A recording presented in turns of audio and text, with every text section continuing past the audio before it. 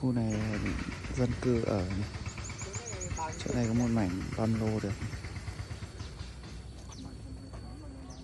Đây, vị trí mảnh 3 mảnh 326.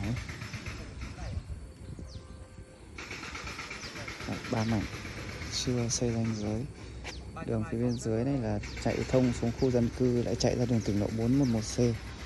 Còn bên trên này thì rất là nhiều mảnh đang phân lô ở đây. Đấy, còn một phần này là chưa làm mặt bằng nên là chưa đổ đường bê tông ở đoạn này.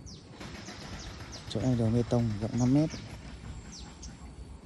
ô tô tránh thoải mái. Đầu bên kia là cả một dãy phân lô luôn, mấy chục lô. Đấy, vị trí thoáng mát.